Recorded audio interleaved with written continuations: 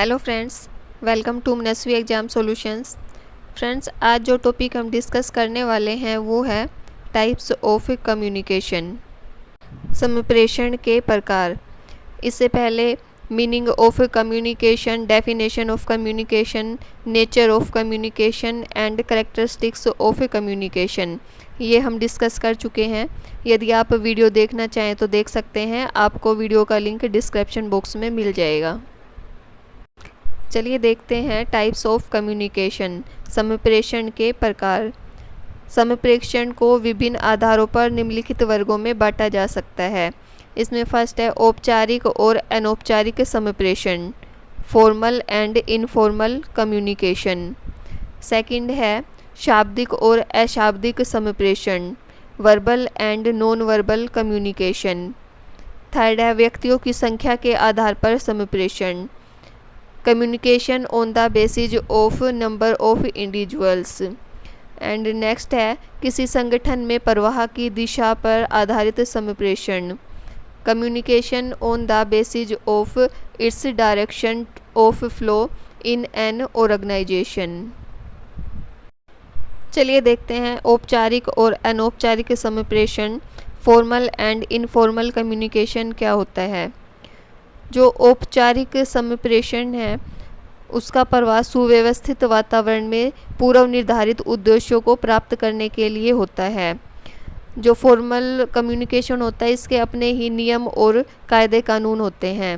For example classroom में कुछ नियम होते हैं जिनका अनुसरण टीचर को और स्टूडेंट को करना पड़ता है, जैसे कि टाइम टेबल। जो फॉर्मल कम्युनिकेशन होता है इसमें कई प्रकार की औपचारिकताओं को, फॉर्मेलिटीज़ को निभाना पड़ता है। नेक्स्ट देखते हैं इनफॉर्मल कम्युनिकेशन या अनौपचारिक संप्रेषण क्या होता है। जो अनौपचारिक संप्रेषण होता है वो नियम कानून आदि से स्वतंत्र होते हैं। इसमें जो फॉर्मेलिटीज़ होती है वो बहुत कम होती है। और जो इनफॉर्मल कम्युनिकेशन होता है ये क्लासरूम से बाहर भी हो सकता है। ये जो कम्युनिकेशन होता है इसके लिए कोई प्लानिंग नहीं की जाती, यह अनप्लान्ड होता है, अनियोजित संप्रेषण होता है। इस प्रकार का जो संप्रेषण होता है वो इंसिडेंटली होता है, ये घटनात्मक रूप से घटित होते हैं। कम्युनिकेशन का जो नेक्स्ट टाइप है वो है verbal and non verbal communication. तो पहले देखते हैं वर्बल कम्युनिकेशन क्या होता है।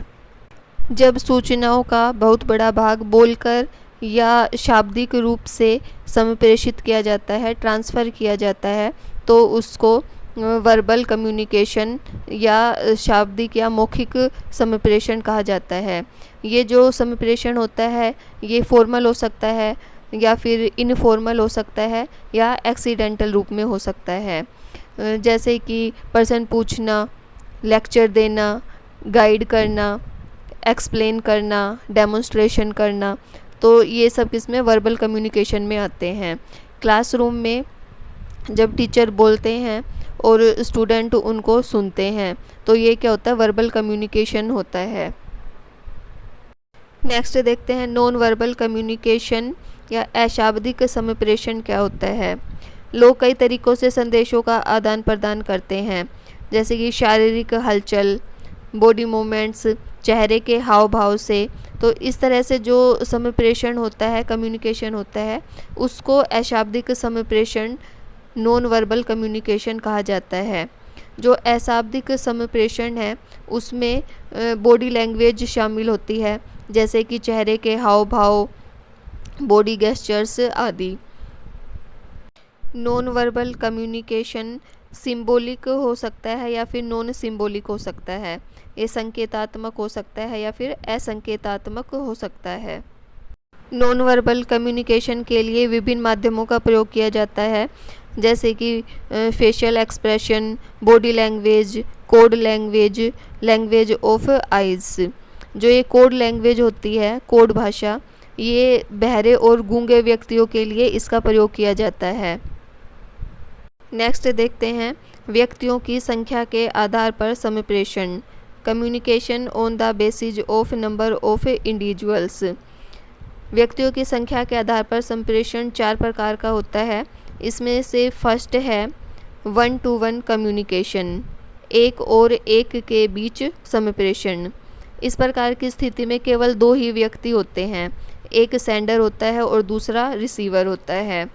जैसे कि यदि आप और आपका कोई दोस्त आपस में कम्युनिकेशन कर रहे हैं तो वो क्या हो गया, one two one communication. Next है स्मॉल ग्रुप कम्युनिकेशन, लघु समूह संप्रेषण। इस प्रकार का संप्रेषण सेंडर और लघु समूह के बीच में होता है, स्मॉल ग्रुप के बीच में होता है। जैसे कि यदि कोई पिता परिवार के जो सदस्य है उनके साथ कम्युनिकेशन कर रहा है तो ये होगा लघु समूह संप्रेषण। नेक्स्ट है पब्लिक कम्युनिकेशन, पब्लिक संप्रेषण। इस प्रकार का संप्रेषण तब होता है जब कोई राजनेता या फिर कोई धार्मिक नेता जनता के इकट्ठे समूह को संबोधित करता है तो उसको पब्लिक संप्रेषण कहा जाता है। नेक्स्ट है इंस्टीट्यूशनल कम्युनिकेशन, संस्थागत या संगठनात्मक संप्रेषण।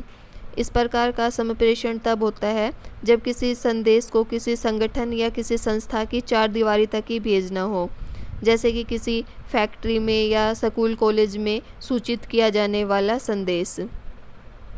नेक्स्ट टाइप है communication on the basis of direction of flow, किसी संगठन में प्रवाह की दिशा पर आधारित संप्रेषण। इसमें फर्स्ट है डाउनवर्ड कम्युनिकेशन, नीचे की ओर संप्रेषण।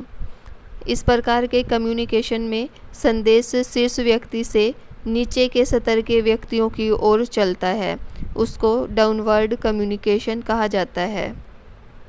नेक्स्ट है अपवर्ड कम्युनिकेशन, ऊपर की ओर संप्रेषण।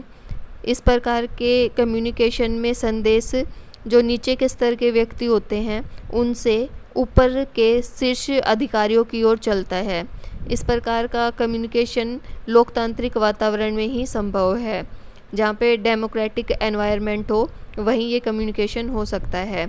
इस प्रकार के कम्युनिकेशन से जो उच्च अधिकारी होते हैं उनको फीडबैक मिलती है, उनको ये पता चलता है कि उनके अधीन जो कर्मचारी काम करते हैं वो संगठन के बारे में क्या सोचते हैं, कैसे विचार रखते हैं। नेक्स्ट है क्रॉसवाइज कम्युनिकेशन।